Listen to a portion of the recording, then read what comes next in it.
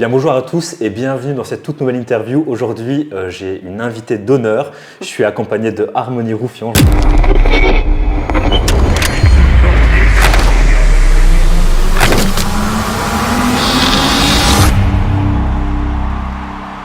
Oh, si seulement, si je pouvais tout pardonner, m'imprégner vos histoires comme si elles m'appartenaient. Désolée, je peux plus être l'épaule sur laquelle tu te reposes. Ça peut te paraître bête, mais crois-moi, je suis épuisée. Je contrôle plus mon corps, mes émotions me dévorent. J'ai besoin de crier tout ce que j'ai.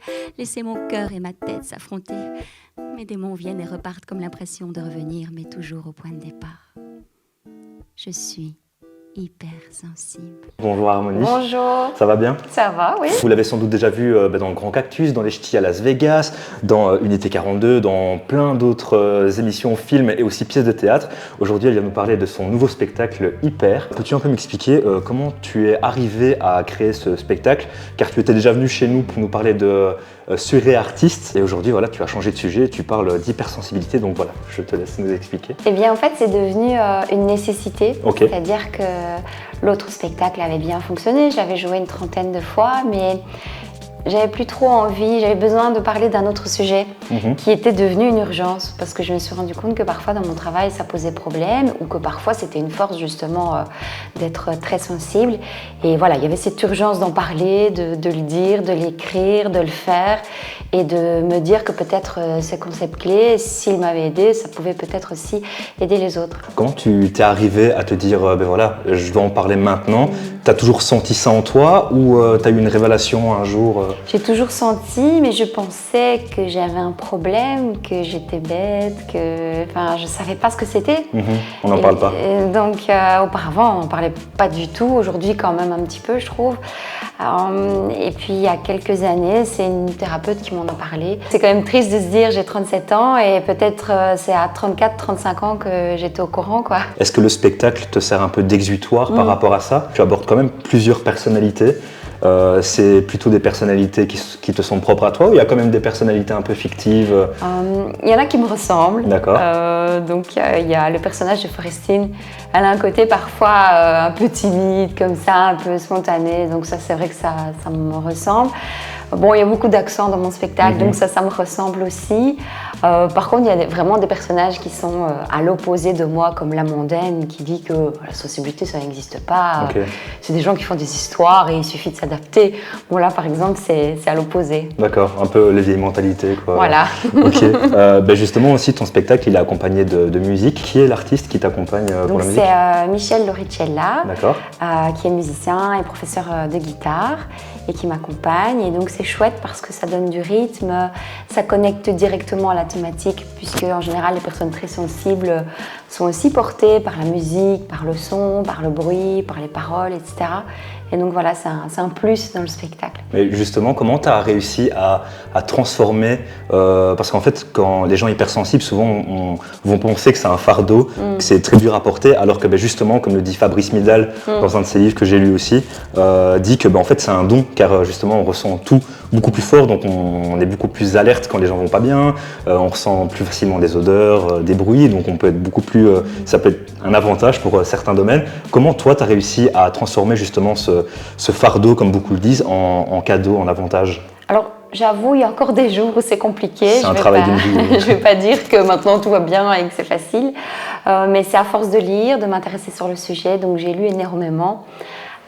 Et là, vraiment, une fois qu'on a les concepts, à chaque fois que je me mets en panique pour un rien, je respire, je réfléchis, je me dis, ah ben oui, c'est ce concept-là, ah oui, c'est ce truc-là, ah oui. Et je dis pas que ça règle tout, mais le fait de le savoir, ok, tout va bien, c'est normal en fait. Dans le spectacle, tu abordes aussi des concepts comme l'hyperesthésie et l'hyperempathie. Tu veux quand même essayer d'apporter un côté ludique aussi à ton spectacle pour les gens qui ne connaîtraient pas ou qui se sentent un peu hypersensibles mais qui n'oseraient pas passer le cap de se renseigner là-dessus? Oui, il y a une dimension pédagogique, mais je veux pas trop que ça fasse conférence. Ouais, c'est ça. Donc je glisse ces concepts clés, effectivement. Donc l'hyperesthésie, c'est l'augmentation de l'un ou plusieurs de nos 5 sens. Donc on a le goût, la vue, le toucher, l'odorat, l'ouïe. Et si on a un de ces 5 sens qui est fort développé, on est probablement une personne très sensible. Et donc j'aime bien en parler, mais je veux pas que ça fasse une conférence non plus.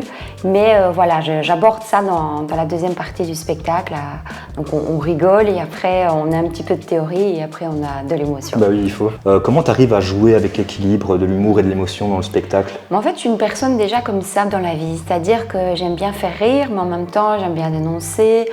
En même temps, de base, je suis déjà comme ça, donc ça fait partie de ma personnalité de base. Je sais que mon plus, c'est l'émotion. Souvent, les gens, vers la fin, ça pleure, ça se mouche. Oui. Voilà, ça, je sais que c'est inévitable. J'ai compris que c'était mon point fort, mais quand auparavant, je faisais des spectacles où il n'y avait pas d'humour, il faut être honnête, c'est pas ce que les gens avaient envie de voir, et ça remplissait moins.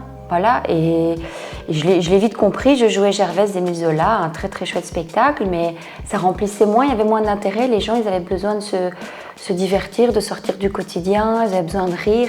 Et le fait de mélanger les deux, je me suis rendu compte que c'était une force, parce qu'au final, ça rit, ça pleure, et c'est un peu la courbe de la vie. La vie, c'est pas que rire, c'est pas que pleurer. C'est ça, il y a plein de choses. Et du coup, les gens me disent « Oh, mais je suis passée par plein d'états différents, je ne m'y attendais pas ». Et je pense que ça, c'est le plus de mon spectacle. Oui, parce que du coup, ton spectacle, c'est quand même une de tes propres productions.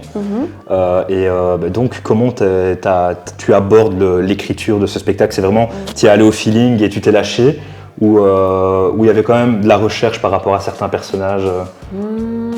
Je l'ai écrit plus rapidement que sur Artist, moins d'1 an seulement, c'est pas beaucoup, quelques mois je pense. D'abord c'est dans ma tête, donc dans ma tête ah oui je parlerais bien de ça, ah oui, et puis ça traîne pendant des semaines et pendant des mois.